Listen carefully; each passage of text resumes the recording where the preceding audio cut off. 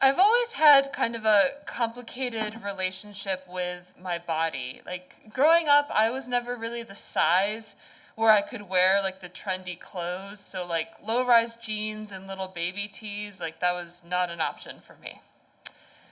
And since I was a teenager, my weight has gone up and down like more times than I can count. And I've spent a lot of years making excuses for this body and excuses for the way that I look and really dreading shopping with friends and the inevitable, like, oh, it's okay, we can just share a dressing room. Like, no, it's not okay, we cannot share a dressing room. No. So, with this background in mind, I never thought that I would be interested in burlesque. But there I was. It was the summer of 2015, and I was in a dance studio down a back alley off Xinhua Lu in Shanghai, learning how to shimmy and bump and grind and do burlesque.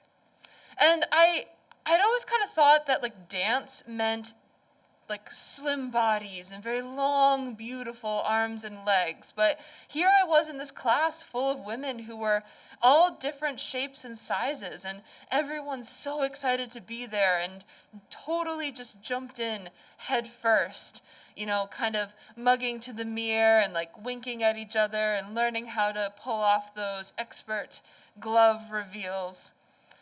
So after that, I start working backstage with Chi Pao Burlesque and Cabaret.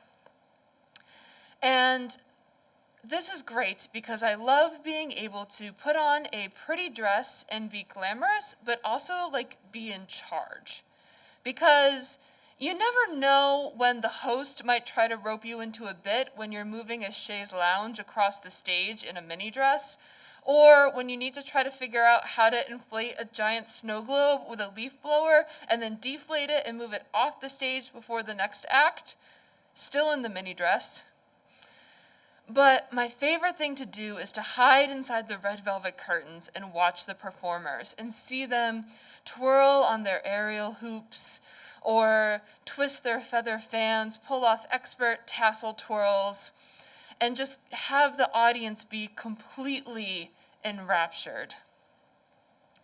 So when it's announced that Chi Pao is going to be putting on a beginner showcase, I know this is my time. I'm going to be on stage. I'm going to take off my clothes to music. So I pick my song, Lawyers, Guns, and Money by Warren Zevon, and I start rehearsing all the time. I'm still working my full-time job and still working backstage with Chi Pao, which is where I was about a week before the show, sweeping glitter off the stage, when I hear this little voice going, "Miss, miss!" And I look down, and there is one of my former students, home for the summer from college. And she's like, "Miss, what are you doing?" And I'm like, "What are you doing?" And she's like, "I came to see the drag queens." Now, I love that she loves drag queens. But now I'm starting to think, maybe this is not such a good idea after all. Like, what if there's someone in the audience who I don't want to see me? Or, like, what if this whole thing just blows up in my face and comes back to bite me later? And as this is going through my mind, I start scrutinizing the mirror more and more, and those old insecurities are coming back where I'm like, what if my stomach's too big? What if my boobs aren't perky enough? What if I have too many lines on the backs of my legs? And maybe I don't want to do this show. So that's the mindset I'm in a couple of days later when another performer, Betty, and I are practicing our solos one night. And so I kind of muddle my way through my solo. I'm not really feeling it. And I get to the end, and Betty says, "Man, I wish I had your body." And I immediately fire back with a different performer whose body I wish I had. And I start kind of realizing that these insecurities that I've been feeling are not unique to just me, and we all feel that way. And here is this performer who is gorgeous, who I admire so much, who's telling me she wishes she had this body that I've been so hard on for so many years. And I think back to the Shinhua Lu studio and how good I felt in my own skin, that I just wanted more of that. And it had been about a year since then, and my singular focus was to get on stage, was to be in a show like this. So there was no way that I could back down. I was gonna do the show. So it's show night. And I can feel my hands kind of shaking and my heart's racing, and I'm trying to do those like calming breaths behind the curtains.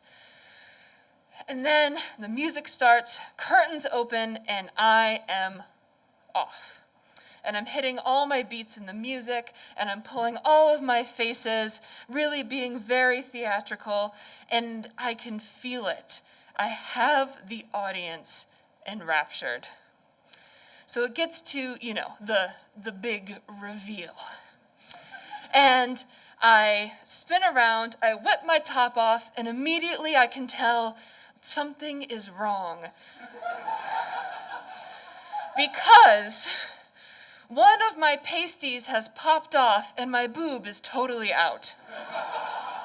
And so now, really, I only have like two choices, like run off or keep going. So, one arm up, other arm out, I turn towards the audience, perfectly on beat with the music, and ta-da! Thank you.